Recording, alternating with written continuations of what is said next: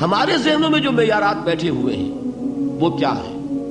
کامیابی پیسے سے ہے، کامیابی جائیداد سے ہے، کامیابی کاروبار سے ہے، کامیابی شہرت سے ہے، کامیابی اقتدار سے ہے. یہ معیارات ہیں. جو جتنا دولت مند اتنا کامیاب، جو جتنا مشہور اتنا کامیاب، جو جتنا پاپولر اتنا کامیاب، جو حکومت پر پہنچ گیا کامیاب، جس نے بڑا کاروبار جما لیا کامیاب، جس نے بہت جائیداد بنا لی کامیاب. یہی ہے اصل میں ساری بس کی گانٹھ. جو تصور کامیابی کا ہوگا اسی کے مطابق آپ کی بھاگ دوڑ ہوگی، اسی کے لیے جد و جہد ہوگی، اسی کے لیے توانائیاں صرف ہوں گی، اسی کے لیے دن رات کی مشقت ہوگی. یہ ہے اصل شے جس کی یہاں نفی ہو رہی ہے. کامیابی دولت سے نہیں، کامیابی شہرت سے نہیں، کامیابی اقتدار اور طاقت اور حکومت سے نہیں، بلکہ کامیابی ہے ایمان سے، عمل صالح سے، تواصی بالحق سے، تواصی بالصبر سے.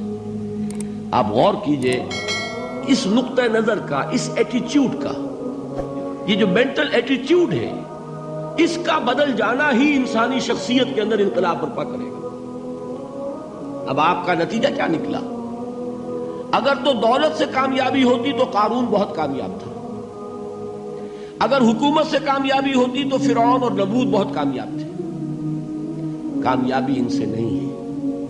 کامیابی انسان دولت میں قارون کی دولت تک پہنچ جائے اور دنیا میں دبدبہ اور اقتدار اور سلطنت اور حکومت کے اعتبار سے وہ نمرود اور فرعون کا مقام حاصل کر لے، وہ ناکام ہے، خائب ہے، خاسر ہے، برباد ہے. اور ابو ذر غفاری کامیاب ہے، چاہے ان کے پاس کچھ نہیں تھا، جھونپڑی تک نہیں تھی، کوئی گھر نہیں تھا. حضور نے فرمایا ہے اللہ کے کچھ بندے ایسے ہوتے ہیں جو کسی محفل میں جانا چاہیں تو انہیں اجازت نہ ملے، جو کہیں اگر رشتہ کرنا چاہے کوئی ان سے رشتہ کرنے کو تیار نہ ہو، کہیں کوئی سفارش کرنا چاہے تو ان کی کوئی بات ہی نہ سنے. لیکن اللہ کے ہاں ان کا وہ مقام ہے کہ اگر بھولے سے بھی کسی بات پر قسم کھا بیٹھتے ہیں تو اللہ ان کے قسم کی لاج رکھتا ہے. یہ ہے فرق. یہ جان لیجیے اچھی طرح. اس بات کا مان لینا آسان، اس پر سبحان اللہ کہنا آسان، لیکن اس کے مطابق آپ کے اپنے ذہن کا بدل جانا بہت مشکل. اس لیے کہ ہم متاثر ہوتے ہیں اپنے ماحول سے. وہ بڑا محل ہے، دیکھ کر ایک دفعہ جھجری آتی ہے، وہ بڑی سی 20 فٹ لمبی کار سناٹے کے ساتھ آپ کے پاس سے گزر گئی. ایک دفعہ اعصاب کے اندر ارتعاش ہوتا ہے، محسوس ہوتا ہے بڑے یہ نصیبے والے لوگ ہیں، بڑے خوش نصیب، بڑے کامیاب. حالانکہ کچھ معلوم نہیں کہ یہی سب سے بڑی بد نصیبی ہو سکتا ہے کہ یہی سب سے بڑی ناکامی ہو. اگر ذہنوں میں یہ بات بیٹھ جائے کامیابی کس شے سے. یہی وجہ دیکھیے قرآن مجید میں بارہا آپ دیکھیں اولئک ھم المفلحون، یہ ہے لوگ کامیاب ہونے والے. آج یہ آپ نے نماز میں وہ آیات سنی، یا ایھا الذین آمنوا ارکعوا واسجدوا واعبدوا ربکم وافعلوا الخیر لعلکم تفلحون. اے ایمان والو، رکوع کرو، سجدہ کرو، اپنے رب کی پرستش اور بندگی کرو اور اچھے کام کرو تاکہ تم کامیاب ہو جاؤ. تو کامیابی کن چیزوں سے ہے؟ یہ ہے سب سے بڑا سبق.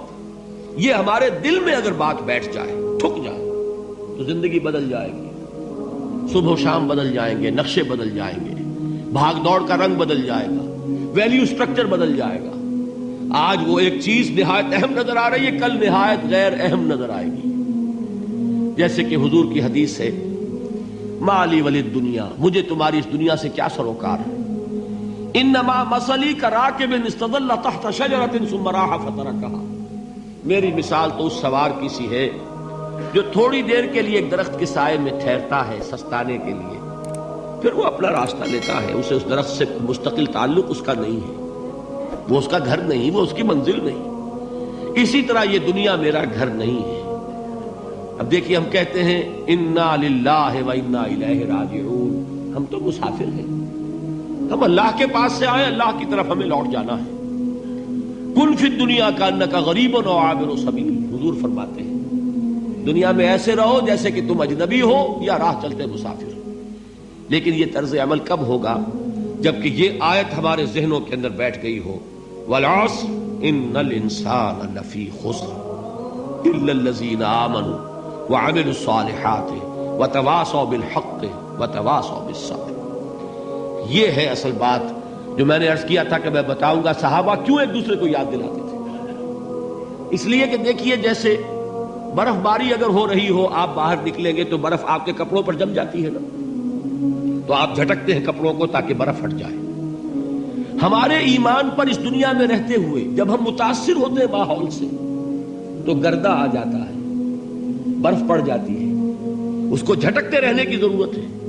اور وہ جھٹکنے کی بہترین اور مؤثر ترین شکل یہی ہے کہ یاد رکھو کامیابی ان چیزوں سے نہیں ہے۔ چمک دمک جو ہے دنیا کی، یہ ساری چمک دمک جو تمہیں رجھا رہی ہے، جو تمہیں اپنے اندر گم کیے ہوئے، یہ لفظ گم پر اقبال کا وہ شعر یاد آ گیا کہ کافر کی یہ پہچان کے آفاق میں گم ہے، اور مومن کی یہ پہچان کے گم اس میں ہے آفاق۔ تم گم نہ ہو کر رہ جاؤ، اس میں مبہوت نہ ہو کر رہ جاؤ، مرعوب نہ ہو کر رہ جاؤ، دنیا ہی کی محبت تمہارے اوپر ڈیرے نہ ڈال دے، تمہارے دلوں کے اوپر مسلط نہ ہو جائے۔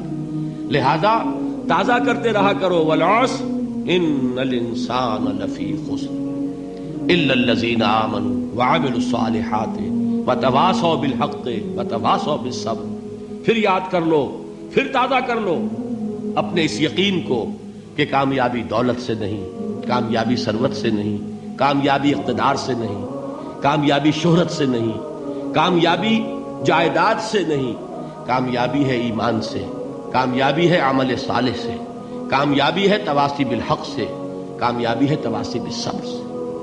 یہ چار چیزیں ہیں کہ جو کامیابی کے لوازم